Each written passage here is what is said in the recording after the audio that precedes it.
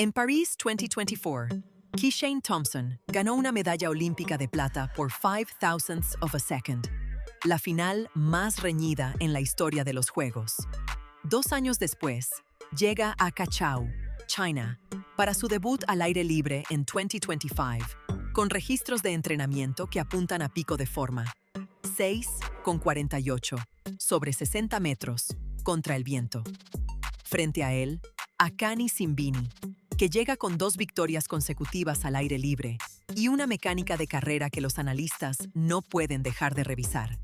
También están Letsile Tebogo, el campeón mundial de Botsuana, Christian Coleman, destructor de arrancadas, y Jeremiah Asu, que atraviesa el mejor momento técnico de su carrera.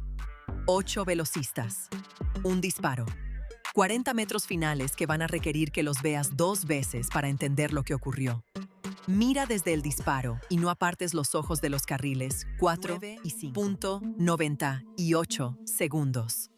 Eso fue lo que tardó Akani Simbini en cruzar la línea de llegada en Xiamen, China, durante la segunda parada de la Diamond League 2025. Un tiempo que, sobre el papel, no parece extraordinario. Pero la pregunta que debería hacerse cualquier analista no es cuánto tardó Simbini en llegar primero. La pregunta es cómo llegó primero cuando, a 10 metros de la meta, ya no lo era. Keishane Thompson lo había adelantado. La victoria parecía suya. Y entonces, algo cambió. Algo que los ojos no capturan en tiempo real, pero que el análisis biomecánico revela con una claridad brutal. Antes de que termine este video, vas a saber exactamente qué fue. Esta carrera no fue solo un duelo entre 2 velocistas de élite. Fue un laboratorio a cielo abierto que demostró por qué la forma técnica bajo presión máxima vale más que la velocidad punta. Vamos a desmontar cada fase de esta prueba, metro a metro, número a número. Y cuando lleguemos al momento decisivo, vas a verlo de una manera que nunca antes habías visto una carrera de 100 metros. El escenario fue el estadio de Cachao, China, en la Diamond League 2025. La lista de participantes era excepcional.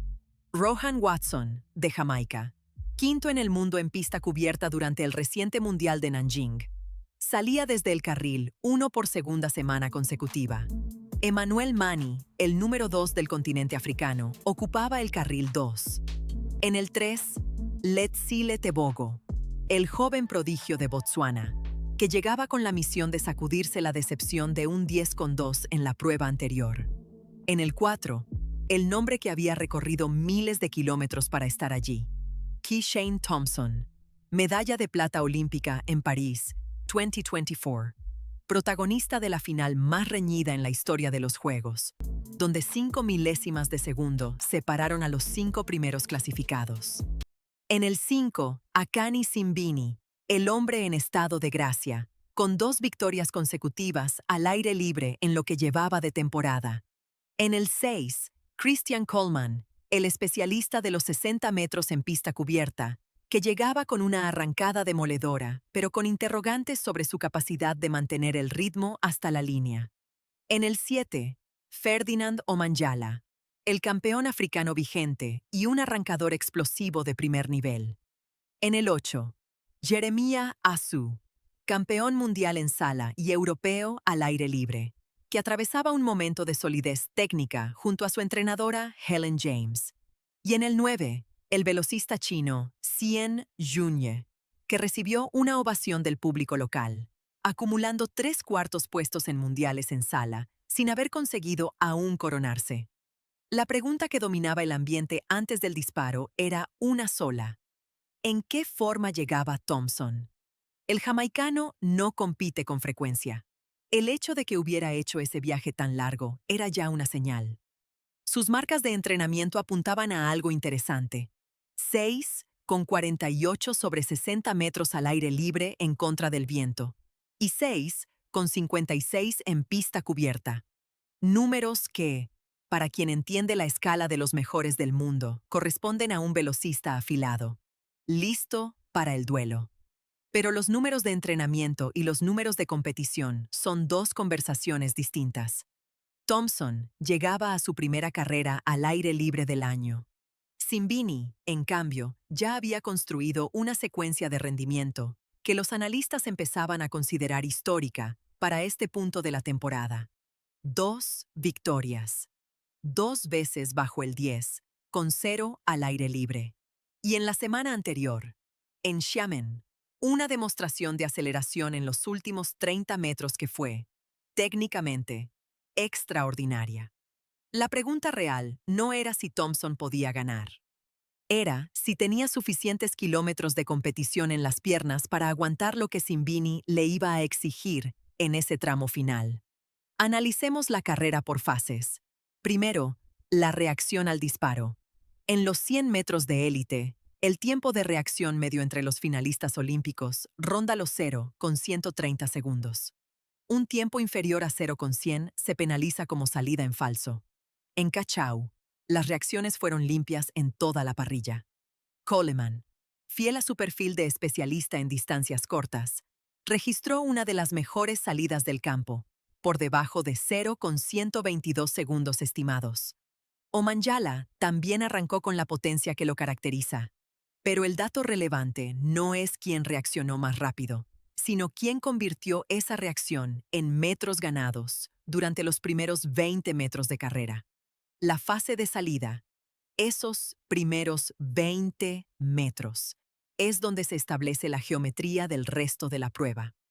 El ángulo de empuje sobre los tacos, la extensión de cadera, la frecuencia inicial de zancada, todo ello determina quién llega, con qué margen a la fase de transición. Simbini ejecutó una salida eficiente. No fue la más explosiva del campo, pero fue la más limpia en términos de ángulo de proyección. Sus primeros 3 zancadas presentaron una inclinación de tronco de aproximadamente 35 grados respecto a la horizontal, lo que le permitió transferir fuerza de manera progresiva sin perder equilibrio lateral. Tebogo, que se había criticado a sí mismo por su falta de agudeza en Xiamen, mostró una salida notablemente mejor esta semana. Estaba aplicando trabajo explícito para recuperar la velocidad punta que tiene durante la primera mitad de temporada. Lo que pasó entre los 20 y los 60 metros define el carácter biomecánico de cada velocista. Esta es la fase de transición y aceleración sostenida, donde el cuerpo pasa de un ángulo de ataque pronunciado a una postura más erguida, y donde la frecuencia de zancada comienza a subir de manera más pronunciada que la longitud. En esta fase, Thompson empezó a mostrar su clase. El jamaicano tiene una mecánica de brazos excepcional en la fase media. Los codos se mantienen a 90 grados, el balanceo lateral es mínimo, y la sincronización entre el movimiento del brazo derecho y la elevación de la rodilla izquierda es prácticamente perfecta. Esto no es decorativo. La sincronización de brazos y piernas en velocidad máxima afecta directamente a la rigidez del tronco y, por tanto, a la transferencia de fuerza al suelo. Cuando los brazos trabajan bien, se reduce el desperdicio de energía en oscilaciones laterales y el impulso se concentra hacia adelante. Simbini, mientras tanto, mantenía su patrón característico, un ritmo de zancada de aproximadamente 4,7 pasos por segundo durante la fase de aceleración, con una longitud de paso que iba aumentando gradualmente, desde alrededor de 1,80 m hasta superar los 2,20 m en la fase de velocidad punta. Su postura en este tramo fue llamativamente limpia, cabeza neutra, hombros relajados, caderas altas. Para un analista que ha visto muchas carreras de élite, la relajación muscular de Simbini en este punto es casi desconcertante. Parece que no está haciendo suficiente esfuerzo. Eso es exactamente lo que lo hace tan peligroso. Aquí está el dato que complica todo lo que acabamos de establecer. A unos 60 metros del inicio, con Thompson moviéndose con precisión y Simbini corriendo con esa fluidez engañosa, el jamaicano comenzó a abrirse paso hacia el frente del campo. Y durante unos segundos, en los últimos 40 metros de la carrera, Thompson estaba por delante. Entonces, ¿por qué no ganó? Esa es la pregunta que hay que responder. Y la respuesta no está en los músculos. Está en la gestión neuromuscular de la fatiga. Muchos espectadores no consideran lo que ocurre en el sistema nervioso central durante los últimos 30 metros de una carrera de 100. A esa altura, el cuerpo ha consumido la mayor parte de su reserva de fosfocreatina, el combustible de alta velocidad que alimenta el sprint puro. Lo que queda es la capacidad del sistema nervioso de mantener la coordinación y la frecuencia de zancada, mientras los músculos empiezan a acumular fatiga metabólica. Los velocistas de clase mundial no aceleran en los últimos 30 metros. Lo que hacen es desacelerarse menos que los demás. La carrera no la gana quien más rápido va al principio. La gana quien mejor gestiona la ralentización inevitable del tramo final. Esto nos lleva al momento técnicamente más importante de la carrera en Cachao. Con Thompson al frente, la ventaja visible a unos 10 metros de la meta, algo ocurrió en su mecánica corporal que los analistas han estado revisando fotograma a fotograma. Thompson comenzó a tensarse, no de manera dramática, no de manera visible a velocidad normal, pero en el análisis cuadro a cuadro, se observa cómo los hombros del jamaicano suben ligeramente, cómo el ángulo del cuello se vuelve más rígido, cómo la apertura de los brazos aumenta levemente hacia los lados, en lugar de mantenerse paralela al eje de carrera. Son desviaciones pequeñas, milimétricas, pero a 9 metros por segundo y medio, una pequeña ineficiencia en la mecánica de brazos se traduce en fuerza desviada lateralmente en lugar de hacia adelante. Y esa fuerza perdida se mide en centésimas de segundo en la línea de llegada. Lo que Thompson experimentó tiene un nombre técnico en la literatura de biomecánica del sprint: coactivación muscular prematura bajo fatiga.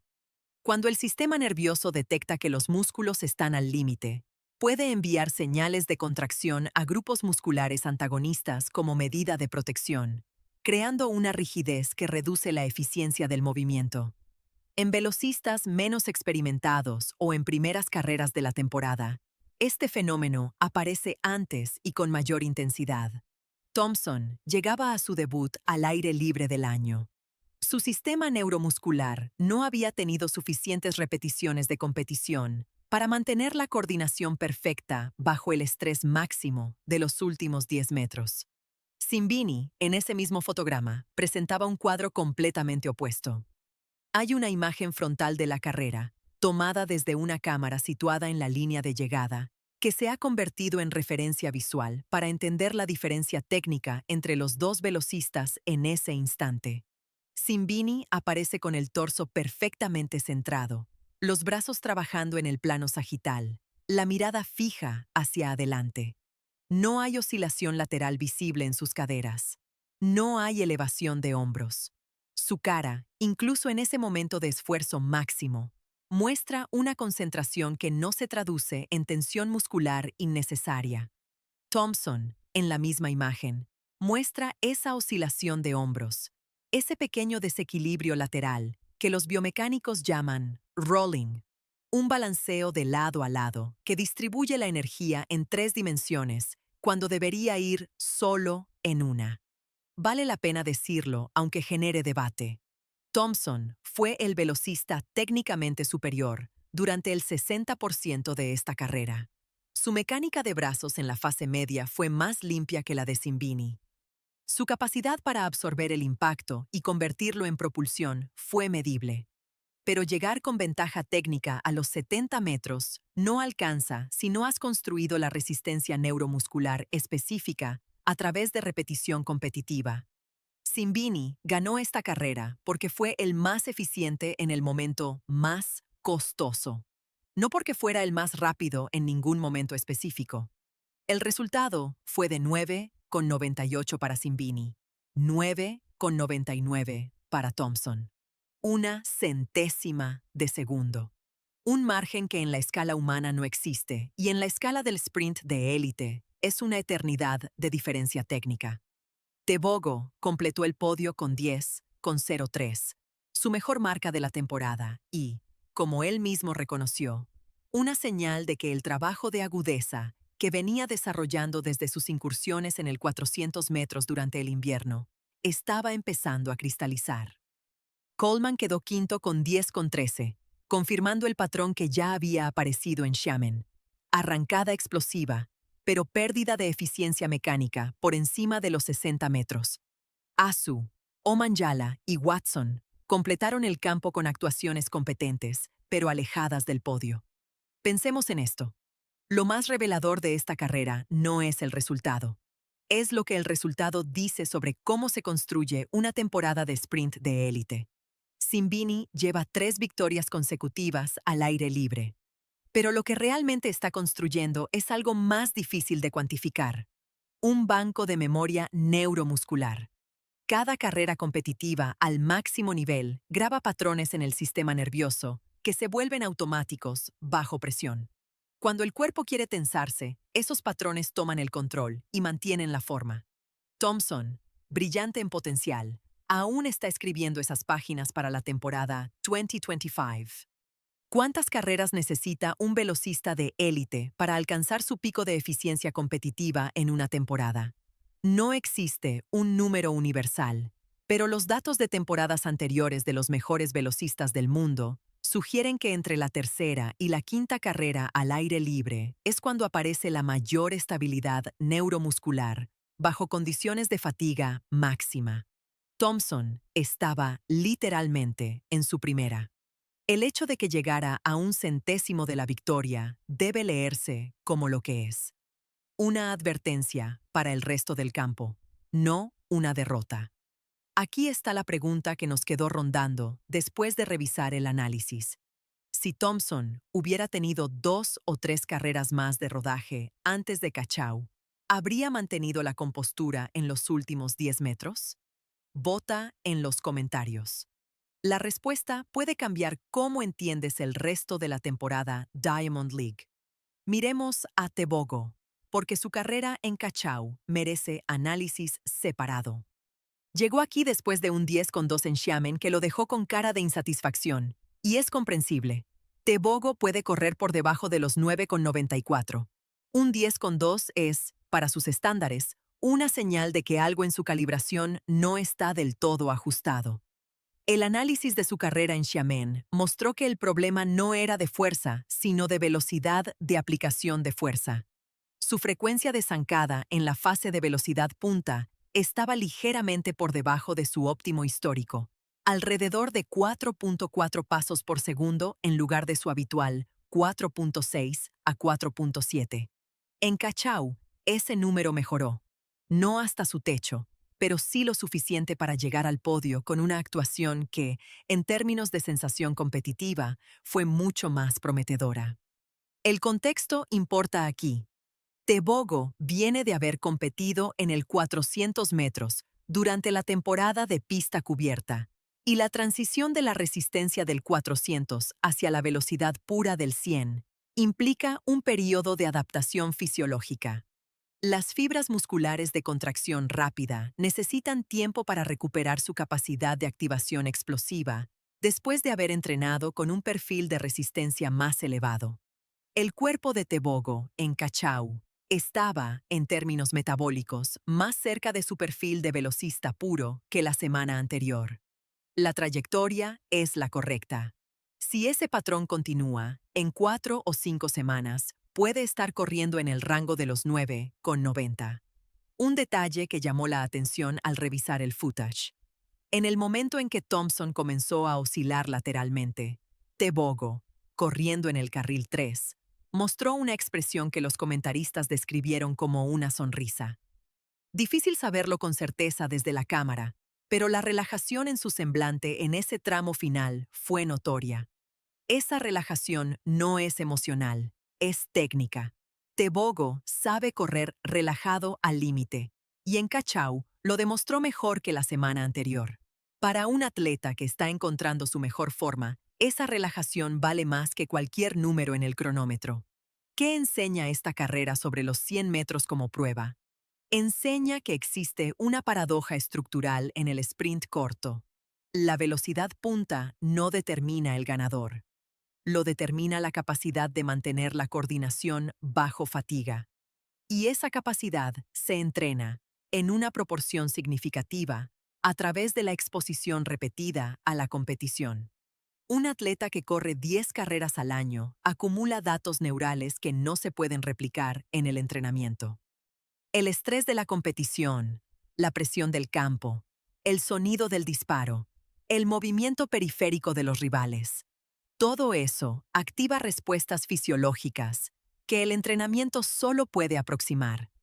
Hay un motivo por el cual los mejores velocistas del mundo gestionan su calendario de competición de manera estratégica.